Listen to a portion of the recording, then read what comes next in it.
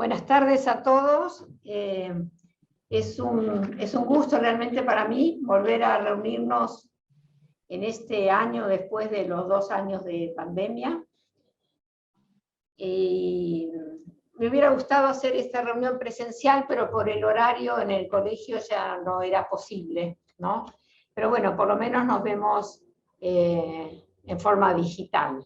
Ustedes saben que este curso lo venimos dando desde que abrieron las puertas del Colegio Público de Abogados. Yo antes lo dictaba este curso en la Asociación de Abogados. Y la verdad es que es una actividad que disfrutamos mucho, donde todos los que disertamos aprendemos mucho, además de dar las disertaciones. Es como decía Pichot Rivière, hay lo que se llama un enseñaje, ¿no? Hay un enseñaje, o sea, una enseñanza y un aprendizaje mutuo. Y esto es así porque siempre nos enriquecemos. Esta actividad tengo el privilegio de organizarla en nombre del Instituto de Derecho Comercial, el cual es presidido por el doctor Héctor Alegría, que desde ya no puede estar acá en estas charlas por otras actividades académicas, pero que manda un gran abrazo y saludos a todos los asistentes. Esta actividad del Instituto de Derecho Comercial es una actividad académica que realizamos todos los meses, una vez, el primer lunes de cada mes, a las 13:30, y si ustedes se inscriben, todos estarían invitados a participar, y en ella disertamos los miembros, cada uno sobre algún tema, y tenemos invitados para hablar de temas interesantes para los concurrentes. O sea que es un lugar científico, de investigación, de aprendizaje muy interesante. Vienen muchos jueces, camaristas, doctrinarios, y todos los que integramos también vamos dando ciertos temas. Así que sería un placer que ustedes averigüen cómo se anoten en coordinación de cursos y tenerlos entre nosotros. Bueno, lo inauguramos el curso con un amigo, un catedrático y académico, el doctor Germán Mossi, un gran amigo que tiene una formación excelente, que es docente de universidades, que escribió artículos, que es coautor de una ley de quiebras. El doctor Germán Diego Mossi, además de abogado, hizo el posgrado en la Universidad Notarial Argentina, en la Universidad Torcuato Di Tella, fue empleado y funcionario judicial, tiene su propio estudio fundado por él, y fue asesor de bloques en la Honorable Cámara de Diputados de la Nación, es miembro del Instituto de Derecho Comercial, al cual los estoy invitando a todos ustedes, delegado de la Asamblea por el Colegio Público, asesor de la Secretaría de Educación y Hacienda y Finanzas del Gobierno de la Ciudad de Buenos Aires, y es profesor adjunto en la Universidad de Ciencias Económicas, en Derecho Económico, y en la Universidad de Buenos Aires en Contratos Civiles y Comerciales. También algunas veces me cubrió en la cátedra de Alterini cuando él vivía y tenía la cátedra. Y en la Universidad de Buenos Aires también estuvo en Derecho Constitucional. Es comentarista de la ley de concursos y quiebras, y hubo una ley de concursos y quiebras que estuvo por ser sancionada, pero bueno, no lo fue, pero muy interesante y se tomó también muy en cuenta para la ley actual. Entonces, Germán, te dejo con la audiencia para aprender de lo que nos vas a enseñar hoy. Bueno, ¿qué tal? Buenas tardes. Primero, antes que nada, agradecer la oportunidad al colegio, al instituto, y a Nidia Sigman, una colega y amiga de tanto tiempo. Algunos de los antecedentes que dio la doctora Sigman son de hace mucho tiempo atrás, y otros son un poco más actuales, así que me han hecho retrotraerme un poco en el tiempo y pensar en todo el tiempo que ha pasado, ¿no? En esta carrera, en este ejercicio. Hoy vamos a hablar de un tema que espero que les interese. Traté de buscar un tema novedoso, un tema sobre el que hay muchas cosas escritas, pero como vamos a ver ahora, desde distintos enfoques. Entonces, voy a tratar de dar alguna visión un poco de unificación, ¿no? de todas esas visiones que hay. Y ya vamos a ver por qué. Digamos, el curso, las charlas estas versan sobre contratos, y a mí se me ocurrió que podíamos hablar sobre los procesos de reorganización de empresas desde una perspectiva contractual, ¿sí? Entonces, como primer punto, ¿sí? Tendríamos que tratar de entender qué significa esto de la reorganización de empresas. Entonces, bueno, vamos a tener que empezar a lidiar con conceptos tales como la empresa, el empresario, herramientas que se relacionan con lo que se conoce como la reorganización de las empresas, la reingeniería, la reestructuración, etc. Ahora vamos a ir viéndolo esto paso a paso. Obviamente que vamos a tratar de hacer un análisis en donde intentaremos estudiar estas herramientas, las ventajas que plantea el uso de estas herramientas de un modo o de otro, como, digamos, un medio, un mecanismo para tratar de aprovechar ciertas oportunidades que se presentan. Y todo tendiente a obtener lo que se conoce como una reorganización de la empresa eficiente. Vamos a ir profundizando en estos conceptos. En toda esta temática de la reorganización de las empresas, como dijimos recién, hay distintos enfoques, ¿sí? Algunos son enfoques desde las ciencias de la administración de empresas, algunos son enfoques desde los aspectos tributarios que tienen estos procesos de reorganización, y otros que tienen que ver con la visión desde el punto de vista jurídico, ¿sí? Entonces, estos tres tipos de enfoque, bueno, nos van a dar una perspectiva diferente. En algún punto intentaremos hacer esta síntesis que mencionábamos antes. ¿Qué tenemos en el centro del problema? Bueno, el concepto de empresa, ¿sí? Y bueno, las notas que caracterizan a la empresa, que es la organización por un lado, por otro lado las personas que componen esa organización en distintas funciones, en otro aspecto los recursos que hacen a la empresa, ¿sí? Que son bienes desde el punto de vista jurídico, la actividad que desarrolla la empresa, ¿sí? Que va a variar, depende del tipo de empresa, es el tipo de actividad que va a desarrollar, y hay un elemento que es central en la empresa, que son los beneficios, ¿sí? Porque la empresa se guía por un ánimo de lucro, por un fin de lucro. Entonces, todos estos elementos, todos estos conceptos, ¿sí? Van a caracterizar la noción o el concepto de la idea de empresa. Los repetimos porque son importantes.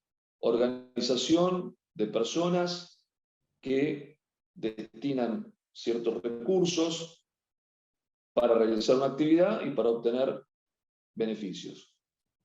Bien, lo otro que tenemos que ver, porque es lo que también nos da el enfoque del curso, de la charla esta, o de la serie de charlas, que es el tema del contrato, los contratos. Todos, supongo, somos abogados, no vamos a entrar a detallar la definición de contrato, pero como para repasar, o sea, tenemos que contrato es acto jurídico, otorgado por dos o más partes, y tiene un fin, un propósito, que es crear, regular, modificar, transferir o extinguir relaciones jurídicas patrimoniales. Esto también nos da, digamos, un marco para avanzar. Otro punto que tenemos que repasar, como para poder ir progresando en la charla, es el tema de los elementos de los contratos, y en general se identifican tres: el objeto, la causa y la forma, ¿sí? Lo objeto lo conocemos todo, tiene que ser cierto, posible, lícito. La causa, conocemos la distinción entre causa fuente y causa fin, y la forma, que es, digamos, depende del tipo de contrato, la forma que se requiere y el tipo de forma que se requiere. Simplemente pongo el tema en la mesa como para ir haciendo una relación. Y después otro tema también importante que tiene que ver con la temática esta, es el tipo de, digamos, contratos, porque vamos a ver que durante todo este proceso se puede dar, y normalmente es así, contratos preliminares, ¿sí? Contratos definitivos, y a su vez también contratos complementarios de los contratos que se firman.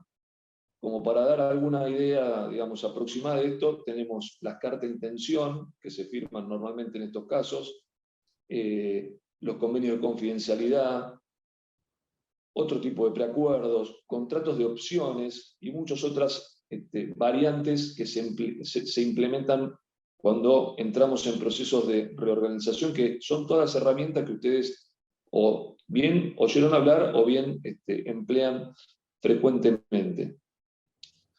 Después también hay una serie de cláusulas que se aplican en estos casos o que hay que tener en cuenta en estos casos, ¿sí? ¿Por qué? Porque estamos lidiando con contratos con operaciones que son complejas, ¿sí? Entonces, hay cláusulas que nosotros conocemos o que llamamos usuales y que incluso podemos llegar a caracterizar como problemáticas porque generan la necesidad de una negociación bastante ardua o compleja. Para mencionar algunas, sin ánimo de agotar esto, por ejemplo, tenemos las cláusulas que se llaman cláusulas MAC, ¿sí? Que son las cláusulas sobre cambios materiales adversos, ¿sí? Y que sirven para renegociar o para extinguir un negocio, ¿sí? Un contrato, teniendo en cuenta que muchas veces las condiciones al momento en que se firma el contrato o algún tipo de instrumento, digamos, preliminar, difiere mucho de la situación de aquello que se verifica cuando se da el cierre del negocio, lo que se llama el closing. Entonces, las cláusulas MAC van a estar siempre presentes. Después hay una cantidad de cláusulas también a considerar que tienen que ver con exclusividad, ¿sí? Con deberes, obligaciones de no competencia, con acuerdos sobre ciertos activos estratégicos que pueden ser tanto bienes como fórmulas, patentes o bienes, digamos, materiales, ¿no? Y también recursos humanos, dependiendo del tipo de empresa que se esté reorganizando.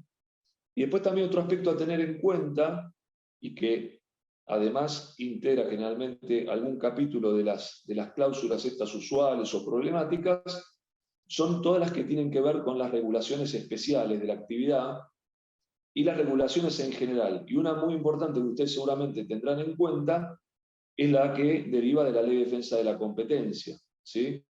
Porque estos acuerdos sobre reorganización de empresas pueden involucrar lo que nosotros conocemos como la concentración económica, ¿sí? Bien. Reorganización de empresas o reestructuración o reingeniería, ¿sí? Son términos que se utilizan de manera indistinta, ¿sí? ¿Y para qué sirve esto? O sea, ¿para qué hacemos reorganización de empresas, reestructuración o reingeniería? Muy bien, llevamos adelante estas acciones, ¿sí? Porque el empresario, la empresa, son, digamos, sujetos o entidades distintas, pero muchas veces están mezcladas, confundidas, entienden que es necesario cambiar la estructura de la organización, ese es un aspecto, o bien que hay que cambiar la estructura económica o financiera de ese negocio, o bien que hay que cambiar el negocio en sí, la actividad, la forma de ejercer la actividad, etc.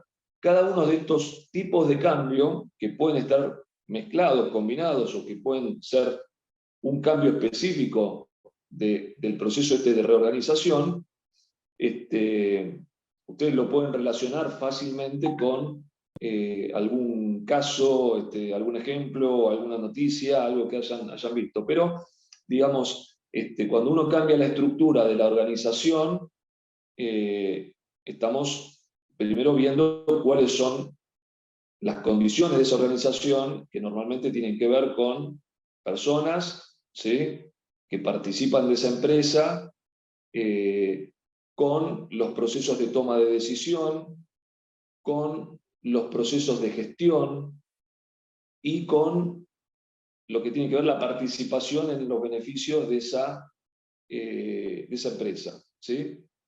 Cuando hablamos de la estructura económica o financiera, en realidad lo que estamos viendo es cómo se estructuran esos activos, esos recursos, si son bienes aportados por los dueños, ¿sí?, lo que llamamos equity, o si es deuda, y si hay que reestructurar en algún aspecto ese capital propio invertido, o si hay que reestructurar esos bienes que son de terceros, ¿no? Porque en definitiva la deuda se paga antes de la obtención de la utilidad por parte del dueño de esa empresa. Y después los cambios que tienen que ver con el negocio, con la actividad en sí, con la forma de llevar adelante ese negocio, que muchas veces tienen que ver con la forma en la cual esa empresa se relaciona en el mercado con quienes adquieren bienes y servicios, y a su vez con quienes le suministran, le proveen bienes y servicios. En distintos aspectos, ¿sí? Esto puede también involucrar contratos de trabajo, ¿sí?, y cualquier forma de relacionamiento entre la empresa y estos proveedores o destinatarios de los bienes y servicios que produce la empresa. Por ejemplo, una empresa que presta o desarrolla su actividad de determinada manera puede encarar un proceso de reorganización a través del cual cambia su modelo de negocios y pasa a hacerlo a través de franquicias, por ejemplo, o de cualquier otra forma de comercialización de sus bienes que anteriormente no lo hacía. Como para dar un ejemplo.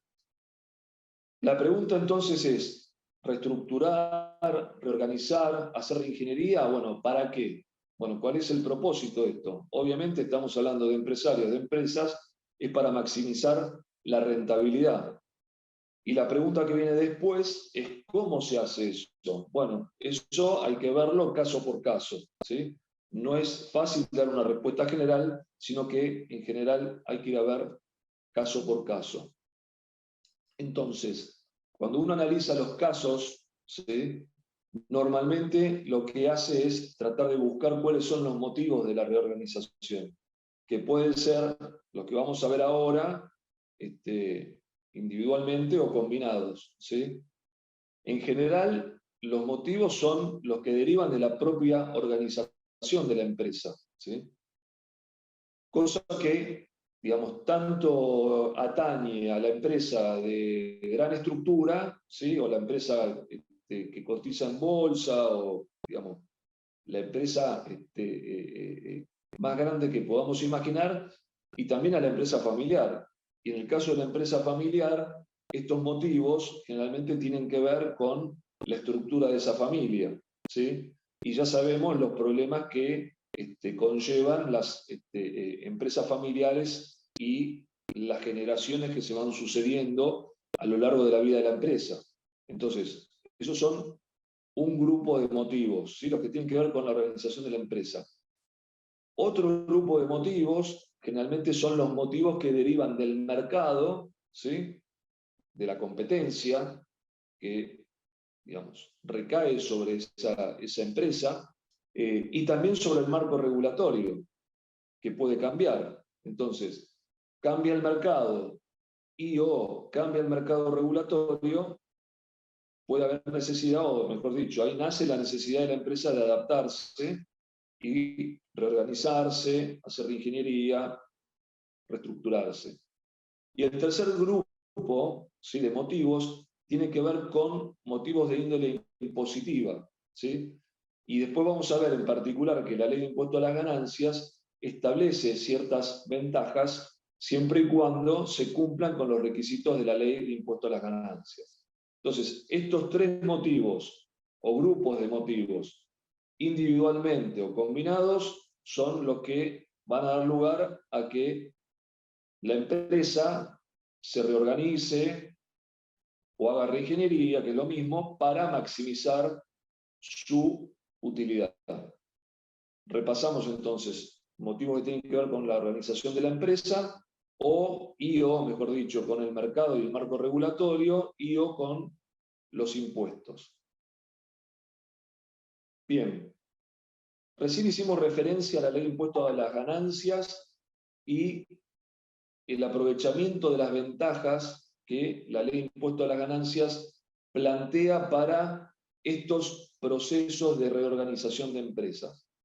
Muy bien, entonces, ahí tenemos algunas normas en las que tenemos que prestar atención o en las que tenemos que reparar. El artículo 77 de la Ley de Impuesto a las Ganancias, ¿sí? Y su decreto reglamentario, que establecen una primera ventaja, que es la de los resultados que pudieran surgir como consecuencia de la reorganización, ¿sí? Y dice que no estarán alcanzados por el impuesto de esta ley. La segunda ventaja, los derechos y obligaciones fiscales establecidos en el artículo siguiente, 78, ¿sí? Correspondientes a los sujetos que se reorganizan, dice, serán trasladados a las entidades continuadoras. Es decir, acá tenemos dos ventajas importantes que está dando la ley en el sentido de decir, bueno, producto de esta reorganización, ¿sí? Si hay beneficios, no van a estar alcanzados por la ley. Y además se van a trasladar a las entidades que continúen. Acá ya nos estamos prefigurando algunas ideas, como por ejemplo la idea de una fusión, de una escisión, ¿sí? Ya vamos a ir sobre ese tema, pero para que ustedes vayan viendo que la ley de impuesto a las ganancias establece estas dos reglas, estas dos ventajas que acabamos de ver recién. Bien, ¿cuáles son los requisitos básicos de la ley de impuesto a las ganancias para poder tomar estas ventajas que vimos recién? Establece dos, ¿sí? Para resumir. Uno, conocido como el requisito de mantener la empresa en marcha. ¿Qué significa esto? Que se debe mantener la misma actividad objeto de la empresa o vinculada que se venía desarrollando, y acá pone dos pautas temporales. En los últimos 12 meses y durante los 2 años posteriores a la fecha de la reorganización. Es decir, la ley de impuestos a la ganancia dice, ustedes van a tener las ventajas de esta ley en la medida en que se reorganicen y mantengan la empresa en marcha, tomando en cuenta la actividad de los últimos 12 meses anteriores a la reorganización y que deben mantener por al menos 2 años después de la reorganización. Segundo requisito, este se llama requisito de la permanencia, ¿sí? El 80% del capital accionario o societario de la empresa a reorganizar debe persistir en la o las continuadoras. Y después, para que la sociedad o sociedades continuadoras obtengan estos beneficios fiscales, se requiere que el 80% de los titulares del capital accionario hayan mantenido las tenencias en los últimos 2 años anteriores a la fecha de la reorganización. Con esos dos requisitos básicos de la ley de impuesto a las ganancias, vamos a tener la posibilidad de aprovechar estas ventajas, ¿sí? Y las ventajas son distintas. Vamos a nombrarlas como para tener una idea, pero esto, digamos, obviamente está en la ley y lo pueden ver ustedes por su lado. Por ejemplo, se pueden trasladar quebrantos impositivos no prescriptos, ¿sí? Ustedes saben que esa es una ventaja muy importante desde el punto de vista impositivo. Los saldos pendientes de imputación originados en ajustes por inflación que sean positivos, también se pueden trasladar. Saldo de franquicias impositivas o deducciones especiales no utilizadas. cargos diferidos que no hubieran sido deducidos, franquicias impositivas pendientes de utilización, etc. Es decir, una serie de ventajas impositivas que no fueron utilizadas, ¿sí?, por el sujeto o la empresa antes de la reorganización, puede ser trasladado a las empresas, sociedades, dependiendo de cómo se organice esto, que surjan a consecuencia de la reorganización de la actividad, de la empresa. Bien. Hay una cantidad de pasos en estos procesos de reorganización a tomar en cuenta, ¿sí? Que esto tiene que ver más con el área o la materia propia de la administración de las empresas, pero la podemos ver o nombrar. Uno tiene que ver con la estrategia del negocio, la comparación de las fortalezas actuales y las debilidades actuales con las opciones que se presentan a futuro, el diseño de una nueva estructura, la comunicación hacia la organización para que nos acompañe este proceso y, bueno, el inicio del proceso de reestructuración. La idea que, digamos, deberíamos tomar en cuenta es hacer una reorganización de la empresa que pueda tomar los beneficios impositivos que plantea la ley. Obviamente se pueden hacer reorganizaciones que no tengan los beneficios impositivos de la ley de impuesto a las ganancias, pero lo interesante es ver cuáles son las opciones que nos permiten tomar estos beneficios. No quiere decir que la reorganización en sí no tenga beneficios o ventajas por sí misma, ¿sí? Vamos a ver, por ejemplo, que en algún caso la reorganización tiene que ver con una cuestión concursal y tal vez las ventajas de reorganizarse en una situación de cesación de pagos tenga que ver con superar esa crisis y reorganizar o hacer reingeniería del negocio para enfrentar una situación nueva, ¿sí?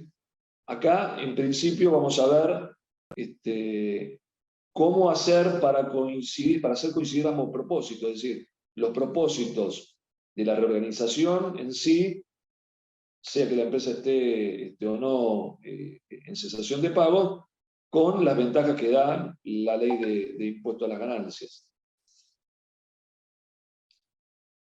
Bien. Básicamente tenemos que tomar en cuenta, para estructurar estos contratos o porque finalmente vamos a llegar al punto de los contratos. Por ahora vamos a decir, estos procesos de reingeniería o de reestructuración, de reorganización, tenemos que tomar en cuenta que hay dos aspectos, ¿sí? Por un lado están los titulares de la empresa, ¿sí? Y por otro lado están los bienes de la empresa. Puede haber o no sociedad, y ahora vamos a ver eso, pero partiendo de estos dos elementos, por un lado los titulares y por otro lado los bienes, ¿sí?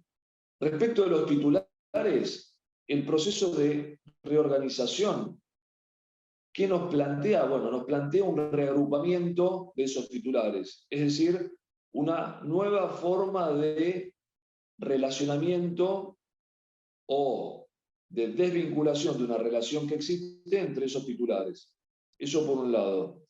En cuanto a los bienes, necesariamente lo que vamos a ver es un proceso de traspaso de bienes, ¿sí?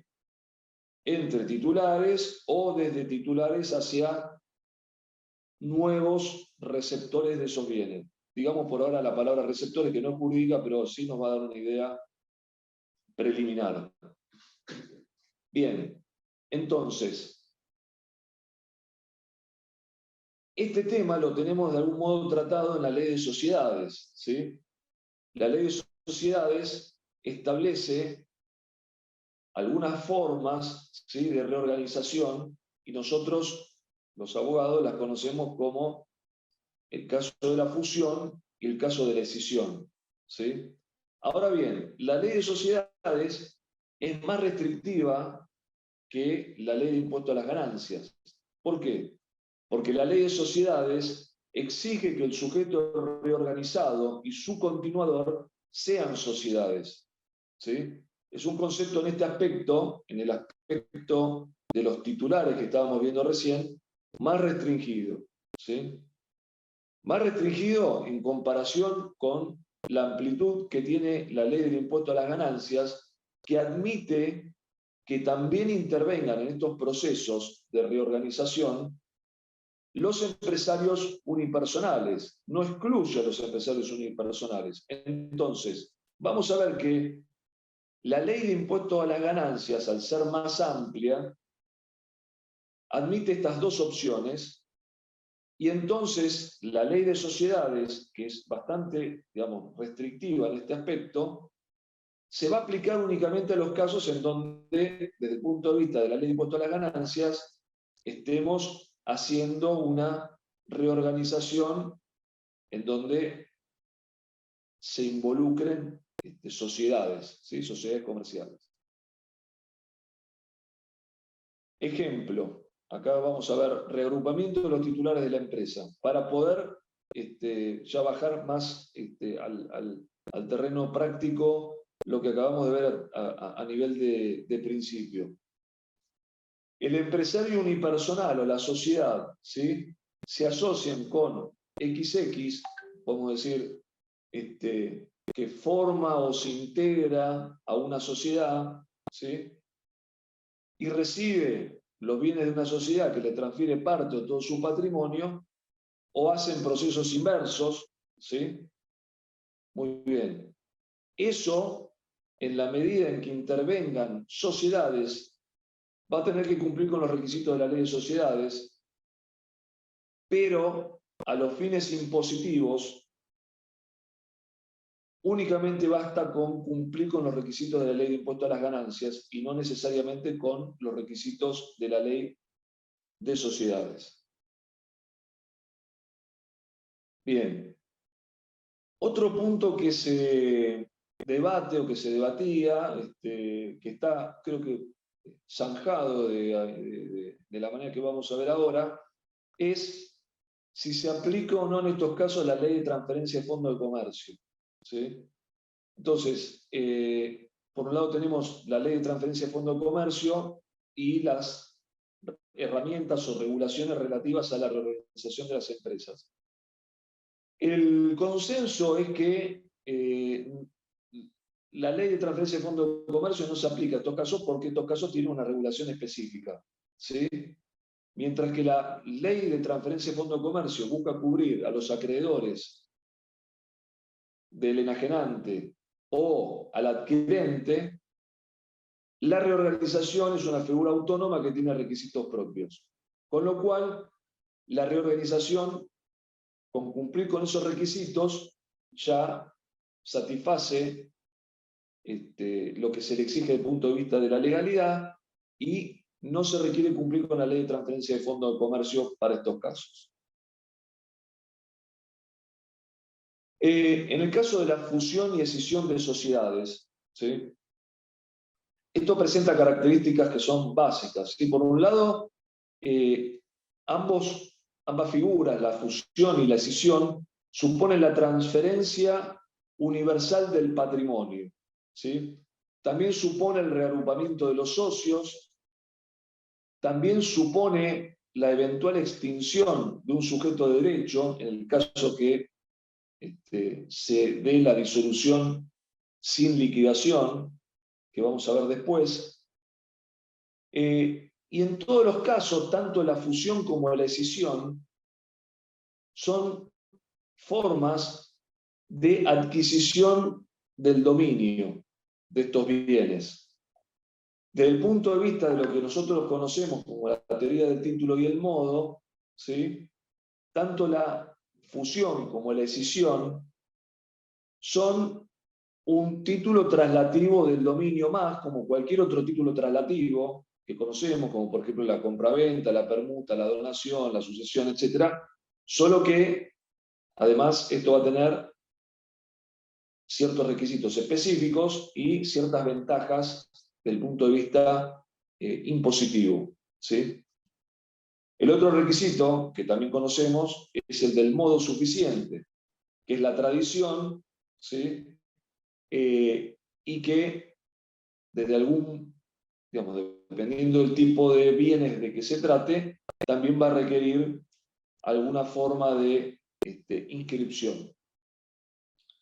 Bien, como el Código Civil y Comercial no es taxativo, ¿sí?, y solo requiere el título suficiente para transferir el dominio, está claro y no hay duda de que tanto la fusión como la escisión son títulos suficientes para adquirir el dominio, ¿sí? Ahora bien, esto tiene una particularidad. Es una transferencia, la que deriva de la fusión y de la escisión, que es a título universal y no es ni onerosa ni gratuita, sino que es neutro, ¿sí? Eso es algo importante.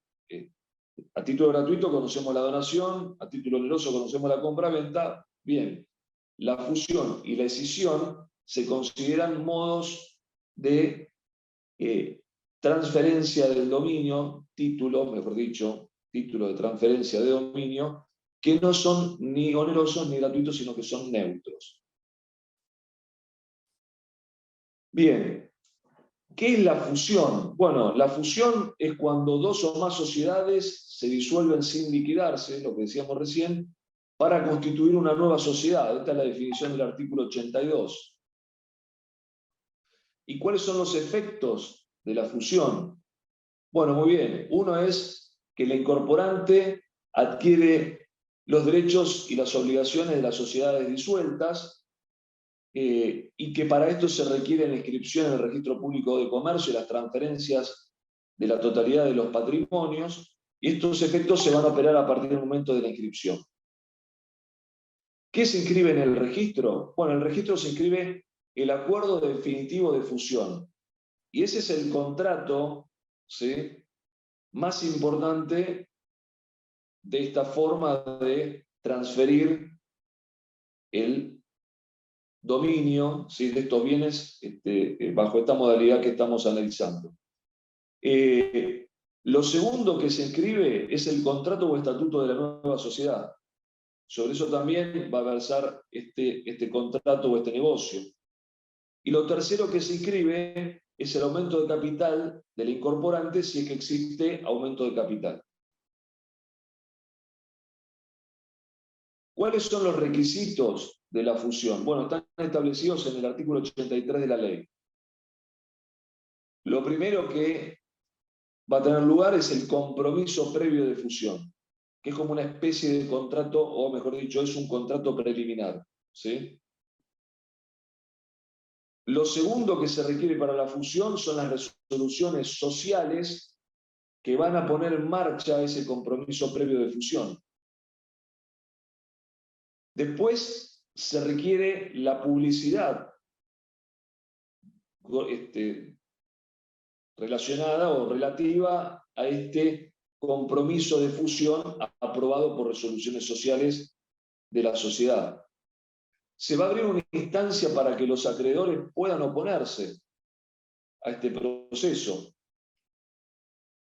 Si no hay oposiciones o se desestiman las oposiciones, se arriba a lo que se llama un acuerdo definitivo de fusión. Ese acuerdo definitivo de fusión es lo que va a ser sometido a inscripción registral,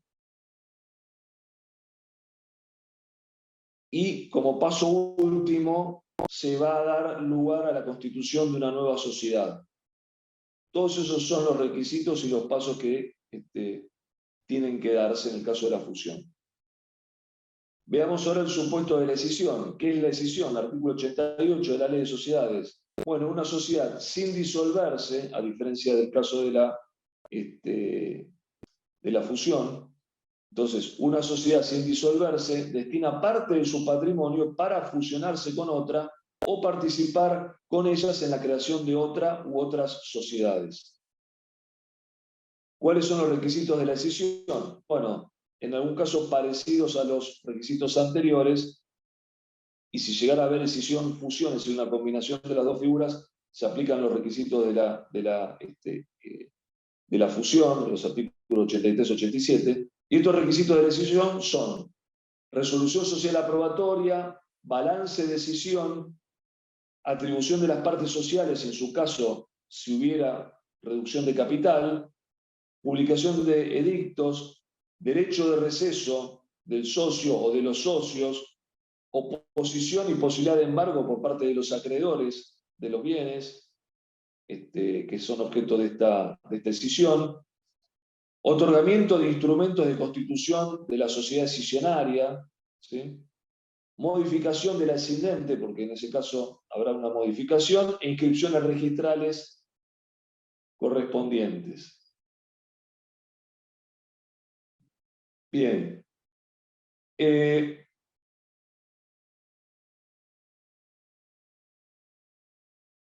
¿Cuáles son los requisitos formales de la reorganización y cómo juegan estos requisitos? Bueno, vimos que teníamos la ley de impuesto a las ganancias, la normativa mercantil o comercial, y si tuviéramos, en el caso de una empresa que está en estado de situación de pagos, las normas concursales. Bueno, si se quiere encuadrar esto desde el punto de vista de la ley de impuesto a las ganancias, con cumplir con los requisitos de la ley de impuesto a las ganancias ya es suficiente en estos contratos. Pero si tuviéramos en juego sociedades comerciales, ¿sí? Y queremos que esto se inscriba desde el punto de vista comercial, mercantil, habrá que cumplir con los requisitos que vimos antes de la ley de sociedades comerciales. Y si tuviéramos una situación concursal, tendríamos que cumplir también con los requisitos de la ley de concursos y quiebras, ¿sí? ¿En qué supuesto? Bueno, vamos a ver que la ley de concursos prevé la posibilidad de que el acuerdo concursal y también el acuerdo preventivo extrajudicial, lo que se conoce como APE, tenga por objeto la reorganización de sociedades o de empresas.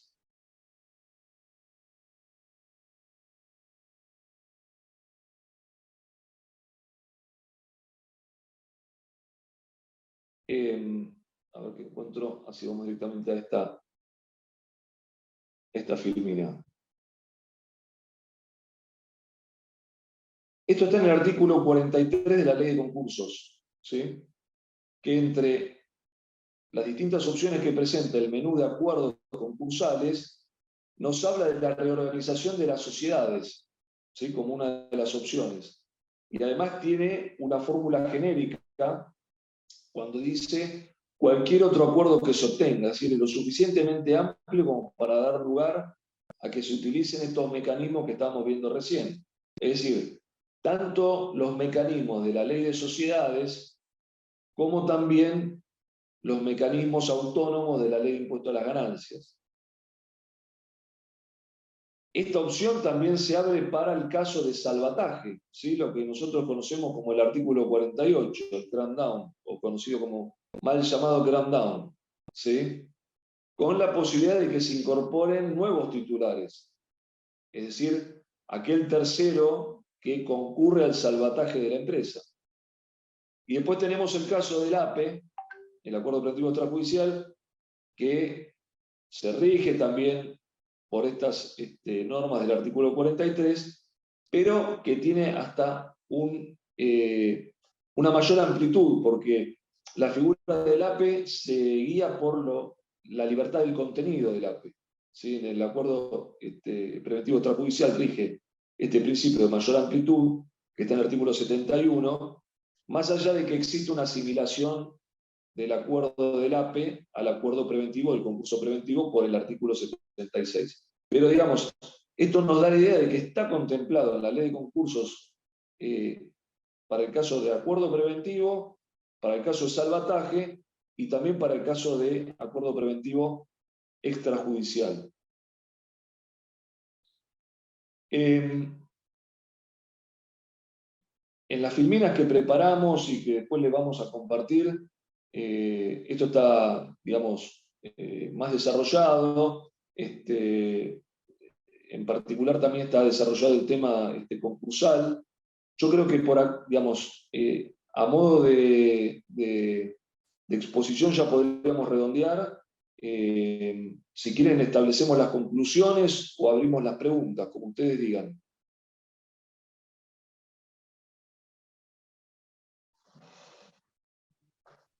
Bueno, como dijo el doctor Mossi, tenemos un material que lo íbamos a usar como filminas y que tuvimos un inconveniente técnico.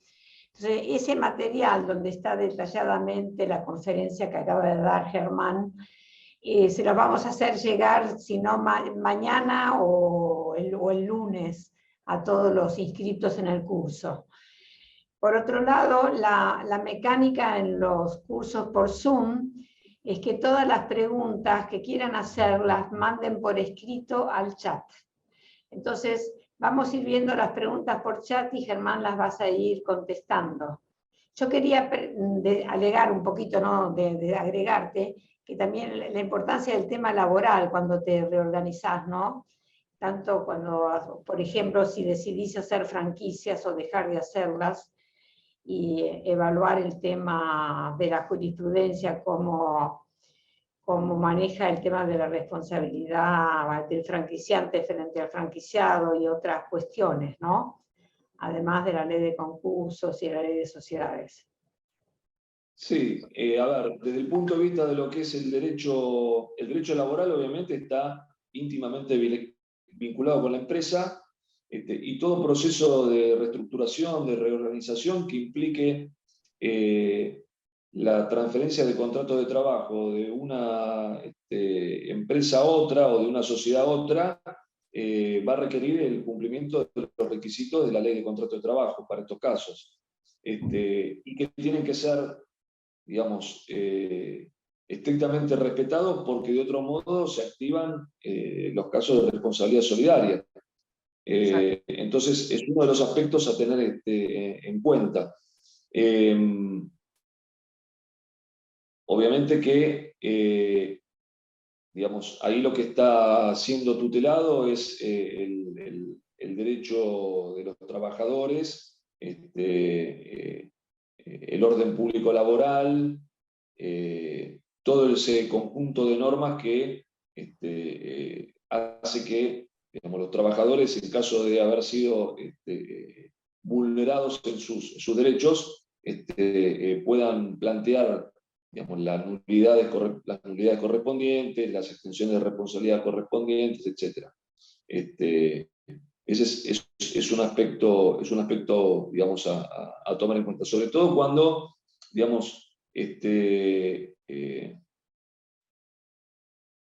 esto no termina bien, digamos, porque si el trabajador es despedido, eventualmente despedido e indemnizado, y, digamos, no puede alegar ningún tipo de perjuicio, no va a haber problema, pero si se le adeudan, por ejemplo, aportes, contribuciones, etcétera, o la empresa al momento de despedirlo no lo indemniza, la empresa a la cual le transfirieron el contrato no lo indemniza, etcétera, bueno, va a haber todo un planteo de responsabilidad solidaria, ¿no? No sé si quieren hacer preguntas por escrito al chat, yo no estoy viendo que hubiera algunas preguntas. Preguntaron si se compartían las filminas y bueno, eso lo dijimos. Sobre responsabilidad solidaria y jurisprudencia, ¿no? Bastante jurisprudencia, donde en general los franquiciantes están recibiendo, se les imputa la responsabilidad solidaria. Hay de los dos tipos de fallos, ¿no? Pero hay bastantes donde el franquiciante se tiene que hacer cargo de la responsabilidad del franquiciado, salvo algunos casos más definidos y distintos.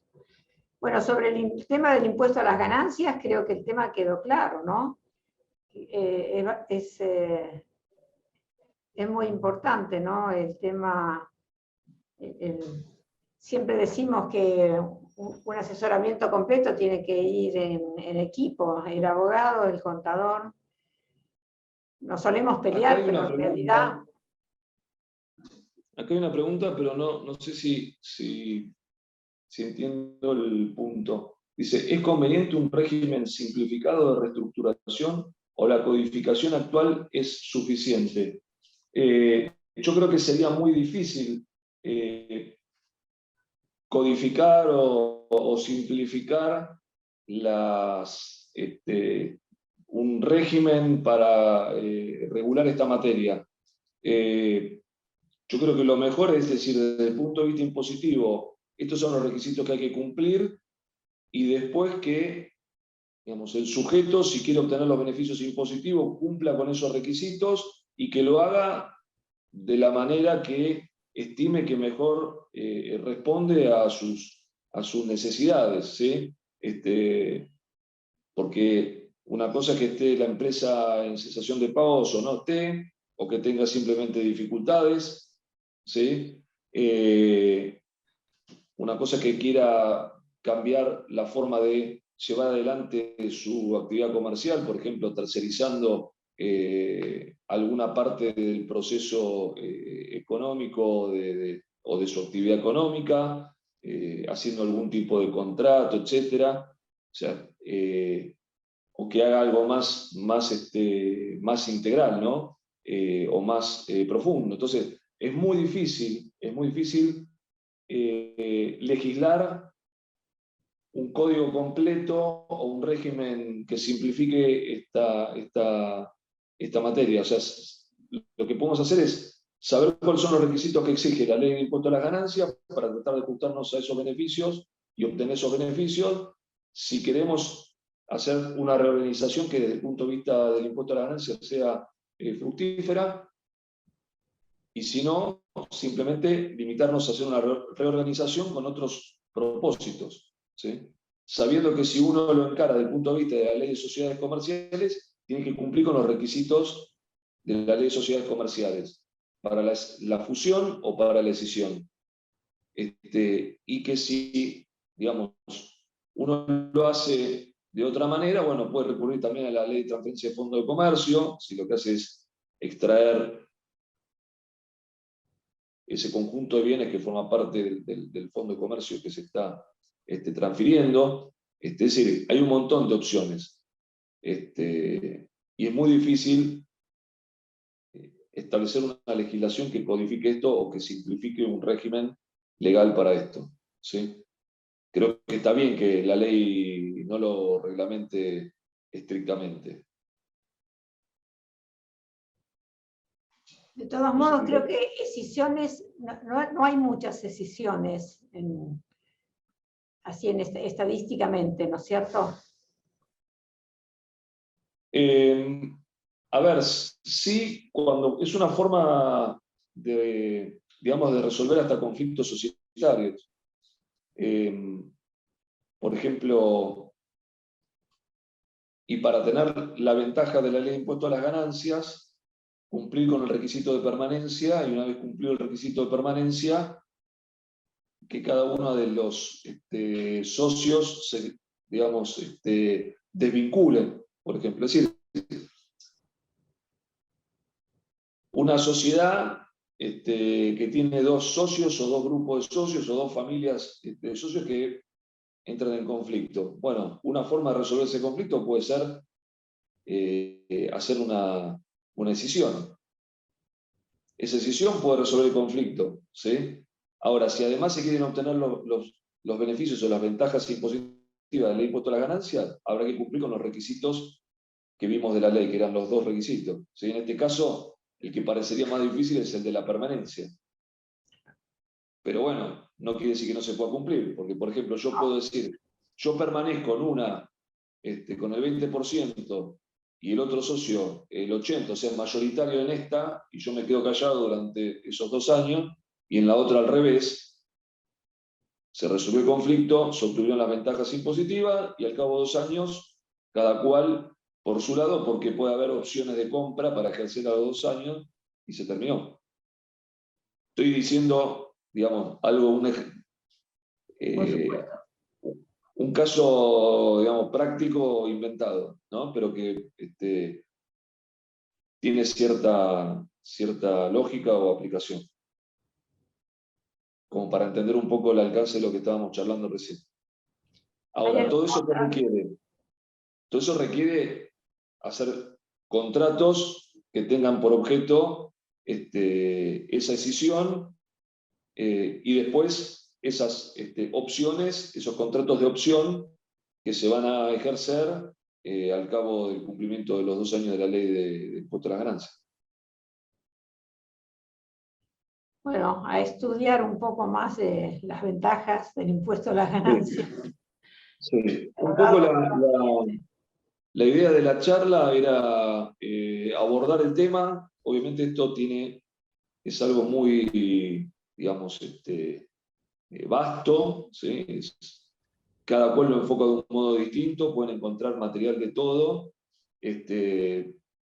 Me gustaba la idea de ponerlo sobre la mesa y decir, bueno, uno tiende por ahí a descuidar los temas que no tienen una codificación o un régimen específico que nos está llamando desde el propio código. Bueno, muchas veces los abogados trabajamos con contadores, con digamos, empresarios, etc. Y tenemos que valernos de herramientas diferentes y hacer combinaciones de estas herramientas. Bueno, los contratos sirven para esto, siempre mirando estos marcos legales, estas ventajas que se pueden obtener, etc. Bueno, era como para tratar más que nada, de mostrar una posibilidad de combinación de distintas herramientas en donde también los contratos toman parte. Bueno, como en el colegio nos pusieron un límite de 1 hora de la charla por ser a la tarde y después de las 5, vamos a liberar al doctor y a agradecerle muchísimo, a aplaudirlo, y ustedes esperen el material porque lo van a recibir. Bueno, así que 1.000.000 de gracias, fue muy instructivo, muy interesante, Germán, así que te agradecemos mucho. Así que lo aplaudimos, por lo menos los que estamos. Bueno, muchas gracias y los esperamos el jueves próximo a las 18:30. Que tengan un buen fin de semana todos. Chao, Germán, y mil gracias de nuevo. Muchas gracias por invitarme. Bueno, por favor. Gracias al Colegio Público y recuerden, si les interesa, ingresar al Instituto de Derecho Comercial. Y un gran abrazo a mis amigas que las estoy viendo acá, colegas, amigas del alma y de la profesión. Bueno, les mandamos un abrazo a todos. Chau, chau.